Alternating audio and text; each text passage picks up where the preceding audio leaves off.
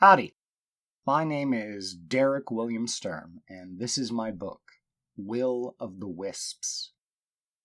I am not a professional voice actor, but I am the author. Will of the Wisps is not yet published. It is a YA novel intended to be the first of a series. Please share and enjoy. Sunday, October 14th. Chapter 22. Reid. I couldn't enjoy church, but I couldn't get out of it. Mom is very firm about a few things, and one of those is church on Sunday. At least our church isn't crazy strict like Kaylee's. I actually enjoy it most times. We do a lot of singing and dancing. Mom says white people don't know how to feel the Holy Spirit, but Shawn says God isn't real, and it's pretty hard to disagree with him. Shawn doesn't have to go to church anymore. His parents got tired of him arguing with the pastor. It's weird. He used to have as much fun singing and dancing around as I did. More maybe. I guess we're not kids anymore. Can't enjoy church, can't hang out with girls. Being an adult sucks. Well, not an adult. Not really. If I was an adult, I wouldn't have to ride my bike out to the woods to try out my new superpowers.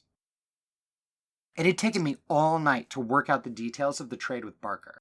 I'd played enough D&D to know how careful you need to be when wording a wish spell, and the creature seemed pretty irritated with me by the end of it. You still here? Will you trade? Do not doubt that this one can find others. I believe you, Barker, and I appreciate your patience with me. We will trade soon. I promise. Mom always told me it was important to be polite, usually after she saw Shawn arguing with the pastor. But she hasn't told me that I can't hang out with Shawn, so she's pretty cool that way. As we discussed before you entered unconsciousness. I pull 2 pages of notebook paper from my pocket. Wait, I want to get the words right. Of course. The North Hills seem quiet for the late morning. It's not like there are no sounds, just less. A few birds I never bothered learning to identify. Mia would know. She always knows. This used to be our place. We would cross the 8th Street Bridge over the Van Buren because it has a footpath, and then it's just a 10-minute ride to the tree line. The creek here is a tributary to the Van Buren. Tributary. It empties into it or whatever. Not sure if it has a name, but we used to come here and play every day before middle school. Shawn came too sometimes, but his parents don't like him out in the woods. They're from Chicago, I think. Shawn says they're scared of bears. And you still want to trade energy? Yeah, like, give me a weak form and a strong form. Is this wise, Reid? You're just as bad as Shawn. I groan. My life force is valuable, right? It is quite valuable. So I can get a better trade for it, right? You can get a very satisfactory trade, Reid. Okay, I want to be able to transform quickly, no more than 5 seconds. This one can do exactly 5 seconds. Great, do that. So I can transform at will in 5 seconds and back in 5 seconds. And my transformed form will be all black, yeah? I had thought about being invisible, but Shawn was probably right. Invisibility probably meant sneaking around and being all evil and stuff. This one will trade you a form that can be seen in light, but fades into the shadows. Yes, cool, perfect. Thank you, Barker. Here's a picture, but can you do better than I did? I asked, holding up the second sheet of notebook paper. I didn't want Shawn to make fun of me for copying Batman or Black Panther, so the head had some tight braided coils down in like dreadlocks. I added those later, after Shawn said it looked like Alien X from Ben 10. And your other desires for this form? Bulletproof, obviously. Faster too, 10 times faster than a human. And 10 times stronger. Sure, 10 times is good. Easy to remember. And I stick to walls and ceilings. Like this man spider you mentioned. Okay, That one you did on purpose, I laugh. This one did. This one is trying jokes because you like them, Reid. The form should be like human-ish, but more robotic. I want people to think it's a robot.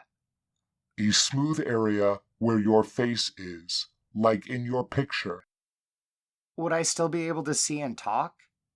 If you wish. Can I talk in people's heads like you? Yes. And see like heat, thermographics. Yes. Cool, that's it then. How much of my life force will it cost me? Do you want measurements in calories, watts, or joules? What? No, I don't need any joules, Barker. I'm not a pirate. I consider this for a moment, then add. Or princess. We shall use calories then. You do not possess the number of calories required for such a transaction. Reid, I am sorry. Taking so much would kill you. Oh, well, I am touched that you don't want to kill me. This one merely wants the calories that this one is owed. Can you put it on layaway? Sometimes I like to watch the shopping channel with Mama Irma. We never buy anything, though. She says it's like going through Christmas catalogs like she did as a kid. Whatever that means. Explain this lay away. Like you take calories from me every day, but only enough not to hurt me too much. Crap, I was getting vague again. Can you take only enough that I still walk around and stuff? The deal is you feed this one calories every day, but not enough to render you motionless. And once the requisite amount of calories is paid, this one will receive no more calories. Sounds good. How long would it take before I was paid off? Depends on your caloric intake. What? You can increase your metabolic conversion of calories for me by consuming more proteins and carbohydrates. Wait, I can pay this off by eating? Yes, that is how your kind creates energy, Reid. Fucking deal! Chapter 23. Caleb. Blind to the future, alone and bereft of past, cold reality. 575. The same number again.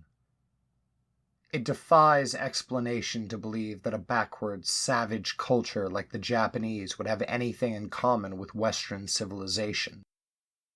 True civilization. Consider, their men wear dresses identical to their women.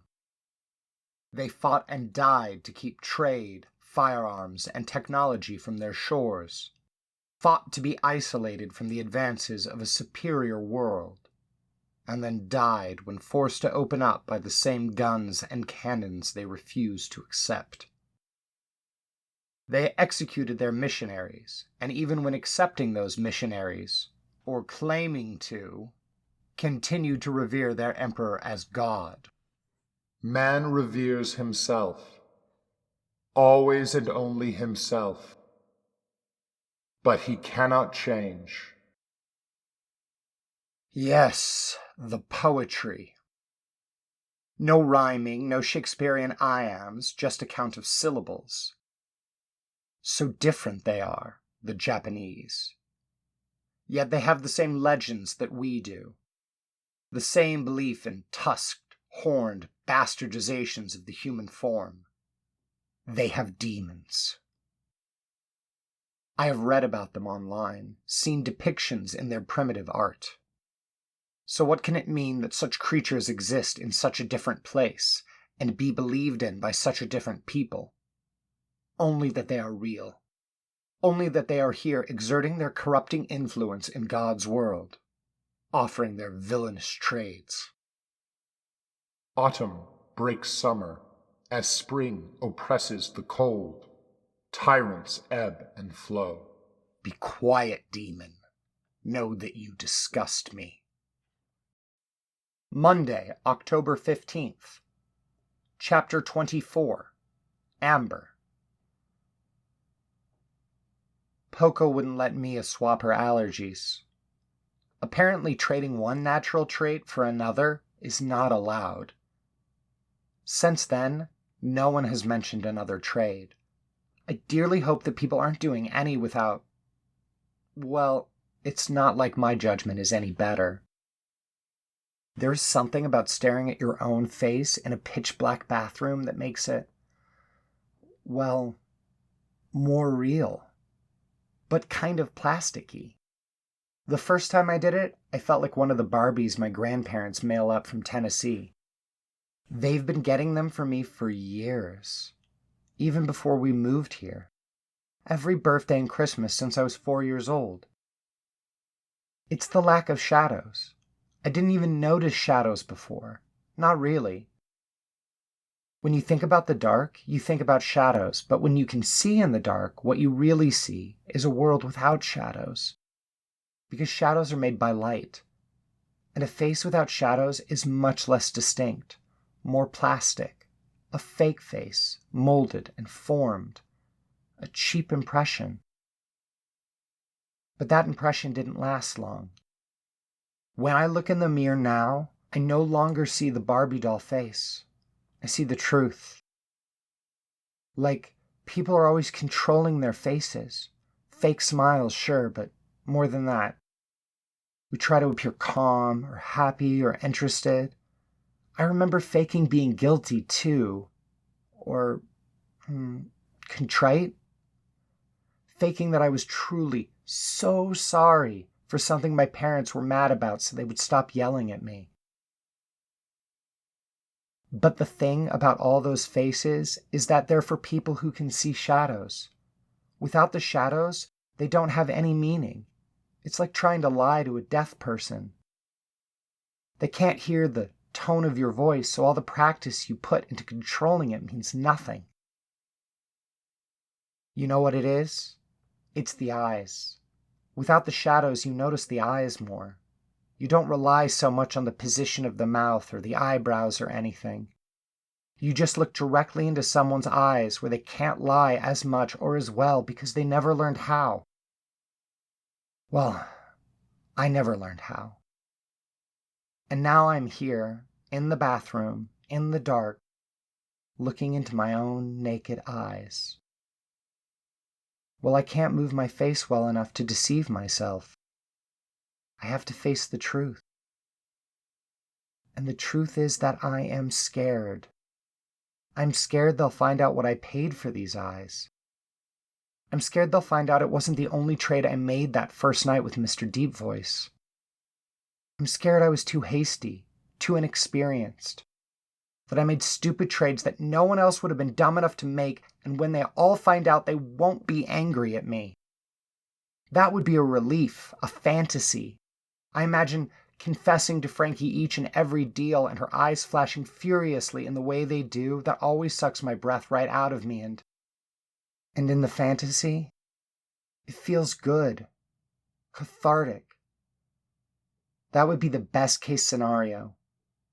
I want them to be angry, to feel betrayed. I want to watch as Luke's face creases with sudden distrust. Because anger would be better. Better than them coming to fully understand how stupid my choices have been. Better than pity. Purcells aren't supposed to be the objects of pity. Chapter 25. Thomas. Study hall. End of the day. Nearly end of the day. My silenced phone lights up slightly with a text, probably from Franky. I leave it. That feeling I used to get from notification pings is gone now. Funny. I would have guessed it was anticipation or even excitement. But it was fear, like so much in my life. Fear of an emergency, maybe. Someone had been hurt. My dad put that one into me. From the day I got my first phone. Always answer on the first ring, he'd said. Like, somehow, The only possible reason people are slow to answer is they're laying dead in a ditch somewhere. But I guess it must have got into me, this idea that phones were messengers of death. That when the worst happens, I need to know right away, or it just confirms that I'm an emotionless monster. What exactly am I supposed to do if Dad suffers a heart attack, or a friend is bleeding out? I'm not a doctor. I don't even have a car anymore to drive them to the hospital. If anything, the person calling me should feel stupid for wasting the time on Thomas Hurin they could be spending on an ambulance. Like, show some courtesy for people's time. If I'm going to spend the next few months in mourning, don't I deserve the chance to live one more day blissfully unaware that I'm about to lose someone I love? I wonder if my dad got a call when my mom died. He might have. He should have been with her in the hospital. But he might have been working. I doubt he was with me. Another text, another buzz. Probably not an announcement someone I know has died. Never has been, so nothing to worry about there. The old me would have had other worries. Would have dreaded the message was Franky saying that she decided we shouldn't date, or Luke saying we shouldn't be friends, or my dad saying he got an email from Dr. Larkin about my poor performance in trigonometry. Bad news. The worst news, even. My brain always fed me those scenarios each time the phone buzzed. It used to, anyway.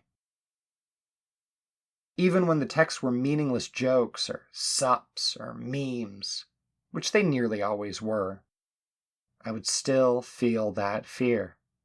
I used to think I was being polite. If someone sends you a text, the socially acceptable thing to do is not keep them waiting. Get a reply out. Don't push that anxiety, that fear off on someone else. I was a good kid, and they were inconsiderate bastards that weren't raised right. But that, too, was fear. Fear of their anger with me, their disapproval. It's gone now. It's all gone. So what's left? If I reach into my feelings, really reach, I think I can detect a hint of curiosity. Maybe. A little desire, too. I enjoy imagining the good possibilities being offered by the unknown text, now immune to the knee-jerk instinct to picture nothing but tragedy.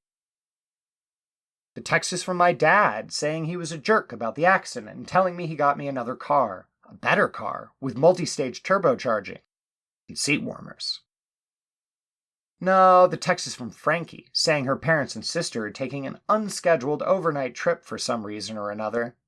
She's alone at the house tonight, and she wants me to hurry over. No, it's the Adroit Journal. They'd reviewed my poetry and want to publish it. Ignore that I never sent any of my poems into the magazine. Maybe I should? What's the worst that can happen? No reply? My phone, still a mystery inside my pocket, buzzes a third time, quickly followed by 2 more. I look at the wall clock instead. Another 10 minutes and I can leave for the day. Enough time to have a quick conversation. I close my eyes and concentrate on thinking clearly in words and not pictures. Are you here, Wisp? Chapter 26. Luke. By the time Franky arrives, I'm sure I've been spotted. People with Korean ancestry aren't that common in Cloviston, so I'm not exactly inconspicuous. Skipping school certainly didn't help. Being so visibly young in the afternoon makes me more obvious. And nervous. I've never skipped before. No choice though, not really. At least Franky managed to get her dad's car. Surveillance should be easier with that, right? I mean, people always do surveillance in cars on TV. But is that because it makes them harder to notice, or is it because standing around for hours is too exhausting? Where's Thomas? I ask as she walks up, trailing amber off her left arm. Franky shrugs. Seemed urgent, and he wasn't answering the group text. That doesn't worry you? Nope, she lies. I can tell she's lying for a moment, but only for a moment. Where is it? She follows up after a few seconds of awkward silence. Don't look around all at once. I tell them. Franky first, very casually, then Amber after a few minutes. We have time. I breathe deeply and try to focus on the important details. It's been hovering over by the hot dog vendor since I first spotted it during lunch. Like Poco, it's flat in the brick wall behind him. The wall is a window, Amber whispers. Yeah, but it doesn't look like Poco at all. This one actually looks like a demon. Purple skin, horns, and tusks coming out of its mouth. Also, I'm pretty sure it's wearing a kimono. Franky squints. It's wearing a giant lizard? That's Komodo, Amber explains. Kimonos are those silk Japanese robes. I nod. Also, it hasn't left the vendor since I first spotted it, and I think I've seen the vendor talking to it when no one is around. That means it's either been making deals with the vendor or attempting to. While I'm speaking, Franky takes the time to let her gaze drift around the downtown plaza. I have to hand it to her. There is no way anyone would think she was sneaking a look in the Wisps' direction. She even manages a quick shoulder stretch while doing it. Does the vendor look at the Wisp when talking to it? She asks. No, I haven't seen him look in its direction once. But I have seen his lips move like he's talking when there is no one near him. Well, that's even more suspicious, Amber squeaks. She's getting her peek at the man now, not nearly as subtle as Franky managed. If he never looks at it, it means he's avoiding looking at it on purpose. She pulls out her phone and starts typing. I don't think so, actually. It's unlikely he made the same trade as me, so he doesn't know where it is. Franky agrees. True. That also means he doesn't know it can read minds. Total noob.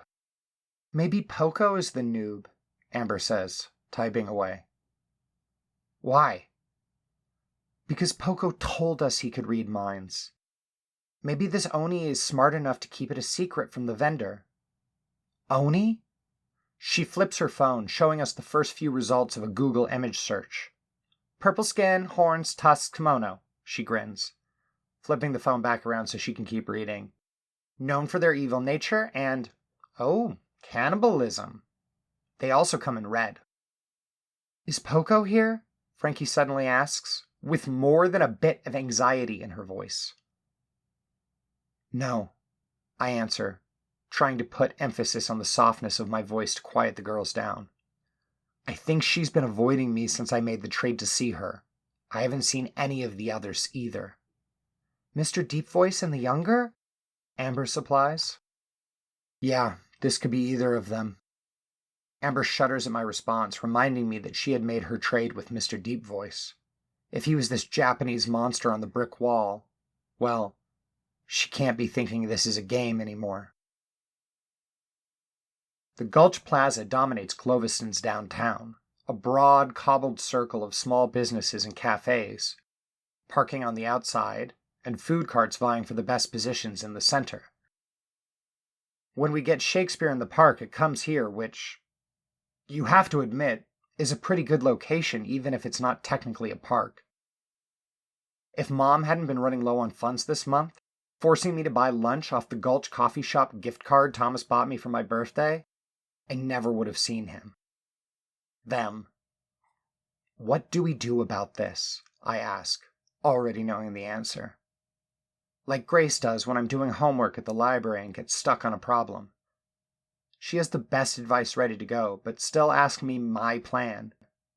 It took me years to catch on to what she was doing, and when I did, she only laughed and told me it was important to not let your own experience rob people of the chance to practice thinking for themselves. Franky knows. We have to follow him, take shifts. But only Luke can see him, Amber protests. Doesn't matter. Franky grabs Amber's hand and squeezes it. The Wisp isn't important. The vendor is. We need to follow him and make sure he doesn't hurt anyone with his powers.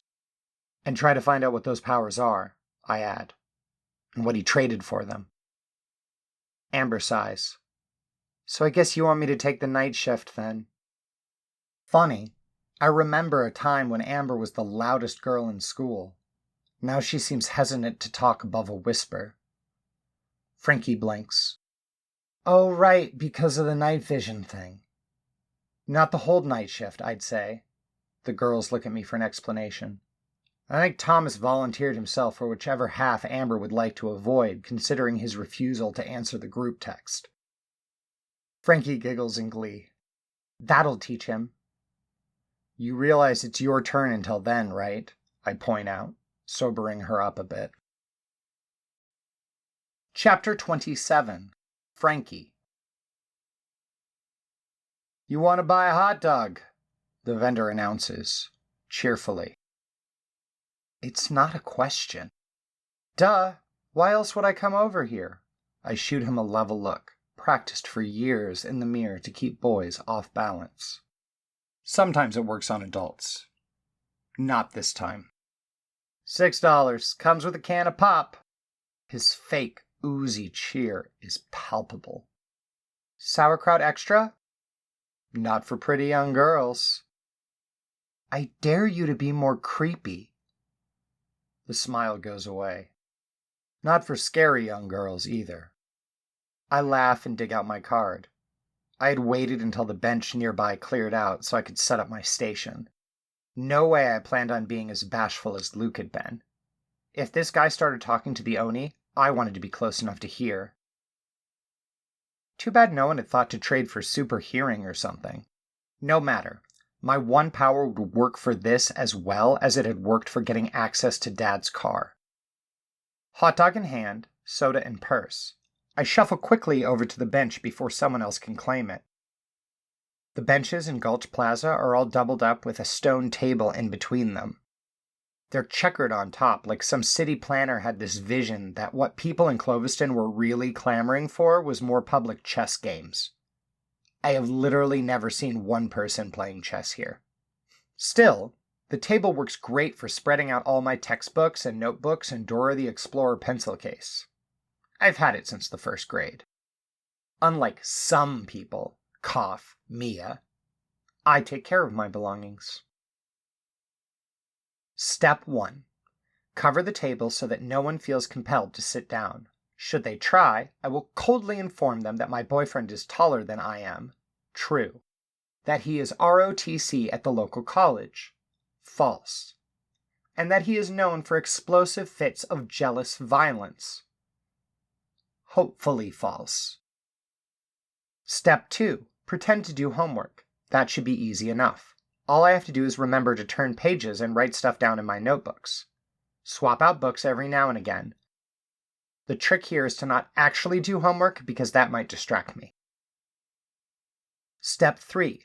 Look as distracted and focused as any model student, which is the easiest part of all. With Poco's power to look however I want to look, it should be impossible for people to suspect me. I really hit the jackpot. Dad sees me as deserving and responsible. Thomas sees me as beautiful and out of his league. And the target will see me as harmless and trustworthy. The only problem is I can't tailor it to each person looking at me, only to how I want to look at any given moment. Step 4. Listen and record. Come to think of it, I can set my phone to record audio to help with that. Which I am about to do before noticing the battery is on 19% and think better of it. Guess it's all ears and notebooks today. Step 5. If and when the target leaves, I will follow them and find out where they go. Luke promised to come back at 6 p.m. or sooner if the man starts packing up, and I send him a text. Luke lives pretty close to downtown because it's kind of a poor area. It's warm today, which explains why Gulch Plaza is so busy for a Monday. The first hour of my shift is ruined by Lisa Van Kirk spotting me and coming over to explain all the reasons I should not eat a hot dog. The health benefits of veganism, the cruelty of factory farms, the quality of meats put into the product. I think she's taking advantage of my location and our semi-friendship to lecture me within earshot of the other customers of the hot dog cart. Not that it matters. She doesn't seem to scare off a single person. I'm shocked by how much business the Target is doing, to be honest. In an era of crepes and sushi rolls and pitas and gyros, you'd think that old, trashy American standards would have gone the way of the dodo. I mean, there's a New York-style pizza cart a few strides away selling those huge foldable slices, and they are getting creamed by creepy hot dog man. After Lisa leaves, my suspicions are confirmed. 3:56. Family of 3 walking by. He tells them they want hot dogs. They immediately turn and buy them. 4:08. Lawyer-looking dude scans the food kiosks. Target shouts, "You want a hot dog," at him. He buys without hesitation. Spills ketchup on his suit. Laughs. 4:17. That gross kid from American History that smells like gem socks barely intercepts a frisbee before it hits the hot dog man. Man tells kid to buy, and he does. When the rest of the boys playing frisbee show up to complain he's holding up their game, they all buy hot dogs too. There's literally no way he didn't make a trade to sell more hot dogs. What a disappointment. A possibly evil/definitely magical creature comes into your life and you use it for what? Money? Not even money. If he traded for the ability to turn lead into gold or something, it would be less sad. Dude traded for what amounted to a raise at work. That is pathetic. Mia sends a text to the group chat. The first one, not the high school only chat that Luke made to set up surveillance on creepy hot dog man. I want a spirit bow. Poco says it's cheap. Just my womb. Chapter 28. Mia. Do they agree, Mia? No, they're freaking out about it. Amber is all like, I'ma change my mind about kids or something, and all the dumb biological clock stuff, and Luke thinks that the messages from Stygian Night requires a whole new meeting, and my sister says we should wait until the thing with the hot dog guy is done. Hot dog guy. Don't ask me! It's totally unfair that I have to wait anyway because I'm the one who found Poco to begin with, and they're off doing who knows what with a man in a hot dog suit or something. Plus, why would I ever need kids? Even if I wanted them, there are like kids without families and stuff all over the place. Africa, for one. And like, you can just get those. It's weird to think that anyone would want to get all fat and waddle around for 9 months wearing clothes that you just have to throw away after just to tell some kid from the fourth world that they have to continue starving and being alone. That's shitty. Why would you do that? Have you considered they might be right about this Stygian Night person? Why would they be? They just babble on about giving up my womb and not having time to deal with me right now. But Poco always has time for me, and he's concerned. I guess I could text SK again. According to my phone, he's playing Apocalypser, which, like, no one plays anymore. Yo, SK, you up? Yeah. Who are you? I am the Knight. Knight or night? He's typing, I tell Poco when the response doesn't come back right away. But it's a good idea, right? This anime thing? I can take injuries from people to heal them, then shoot the injuries into bad guys? Do you know any bad guys, Mia? That's a good point, actually. I am the Justice, in the dark, like a knight. So a Dark Knight? No, that's Batman.